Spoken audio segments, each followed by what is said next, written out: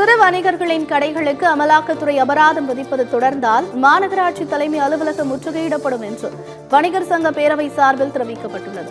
சென்னை மதுரவாயலில் தமிழ்நாடு வணிகர் சங்கங்களின் பேரவை சார்பில் கோடைக்கால தண்ணீர் பந்தல் திறப்பு நிகழ்ச்சி நடைபெற்றது. இதைத் தொடர்ந்து வணிகர் சங்கங்களின் பேரவைத் தலைவர் சவுந்தரராஜன் செய்தியாளர்களுக்கு பேட்டியளித்தார். சென்னையில் உள்ள சிறு வணிகர்களின் கடைகளுக்கு அமலாக்கத்துறை அபராதம் விதிப்பது தொடர்ந்தால் மாநகராட்சி தலைமை அலுவலகத்தை முற்றுகையிட்டு போராட்டம் நடத்துவோம் என்று கூறினார்.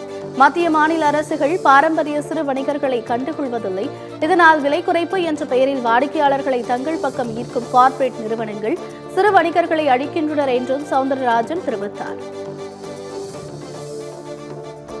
சிறு வணிகர்களை 500 முதல் 5000 வரை அபராதம் விதிக்கிறார்கள். இதை ஏற்கனவே தமிழக அரசு கவனத்திற்கு கொண்டு சென்றிருக்கிறோம். அதை தொடர்ந்து என்போர்ஸ்மெண்ட் வாகன நடமாட்டத்தை கொஞ்சம் குறைத்தார்கள். ஆனால் முழுமையாக நிறுத்தப்படவில்லை. தொடர்ந்து இதே அமலாக்கத்துறை கெடுபிடி தொடர்ந்தால் சென்னை மாநகராட்சியை முற்றுகையிட கூடிய தீர்மானம் நிறைவேற்றி முற்றுகையிடுவோம் என்பதை இந்த நேரத்தில் தெரிவித்துக் கொள்கிறேன்.